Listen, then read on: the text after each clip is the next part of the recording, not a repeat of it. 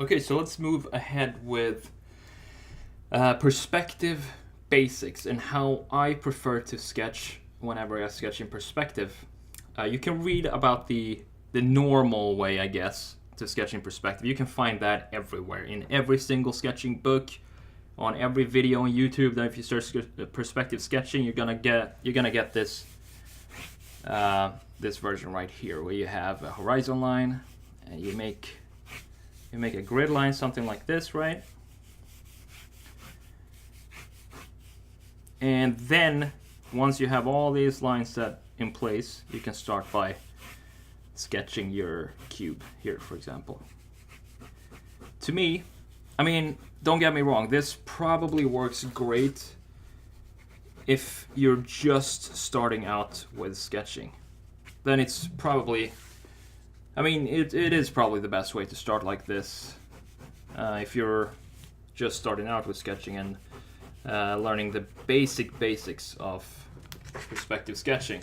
But for me, I'm a bit impatient, so setting up a grid line like this and a grid system takes it for me. It just takes too long. I just want to get into the product sketching as soon as possible, or whatever it is I'm sketching. It doesn't have to be products, it can be faces or something like that.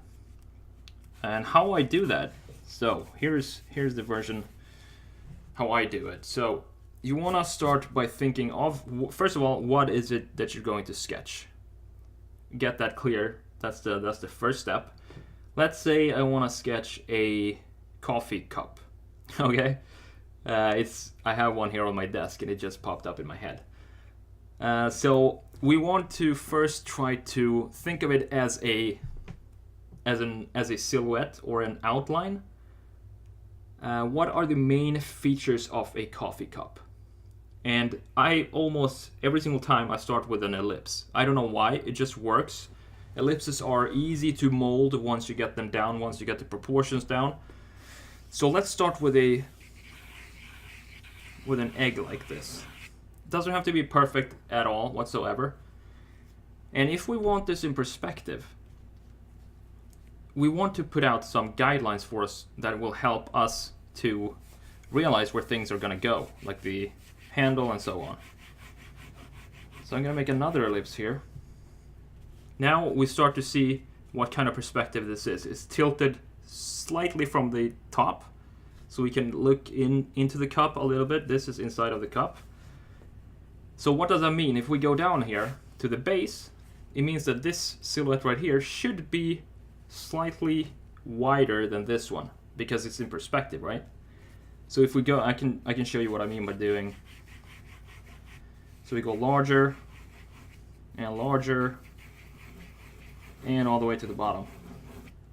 Or we have, I think that's a good radius for this bottom ellipse down here. So what do we want to do now? We want to connect these edges to create our cup. So simply make two lines like this. And we might want to define the bottom line a bit more.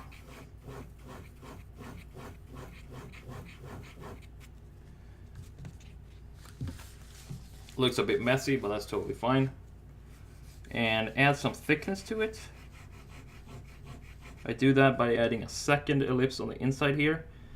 And I want to visualize that these are radiuses here. So I make two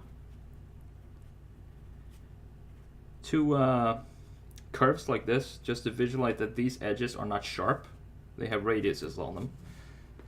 So what we want to keep it simple here. So we want to add a handle that goes from here to down here. And we can do that by just creating like an ear.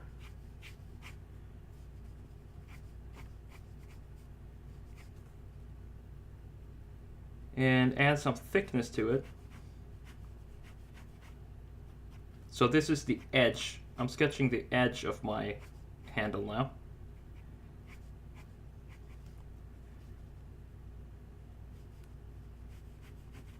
And this is the side. I hope this makes sense. This is the side of of the handle. Now, a handle usually is not sharp at all. It has roundness to it, and it's usually very smooth and soft to hold, unless it's one of those designer cups, which, I don't know, they can be whatever. You never really know. But to visualize that, we want to put out... Actually, let's do it this way. Same thing as we did here, with the radiuses here. We want to do the same thing here. So add some section lines, because this will help your eyes, and especially if you're working with engineers on a project, these small section lines will help them understand what it is you're sketching. Because if I don't put these out, it can mean anything. It can mean that this line right here is a sharp edge and you have a shadow down here. So now we don't know if this is round or sharp. Or maybe it's round or glossy, which make this which create these sharp reflections here.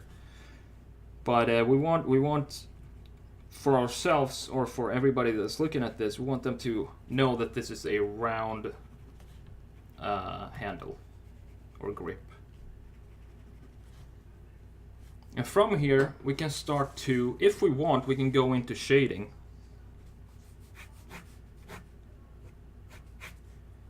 And as I say in all my courses, we want to always keep in mind where the light source is. And by that I mean, where is the light coming from? Right now, light is coming from here. A little sun right there. So we have our coffee cup here.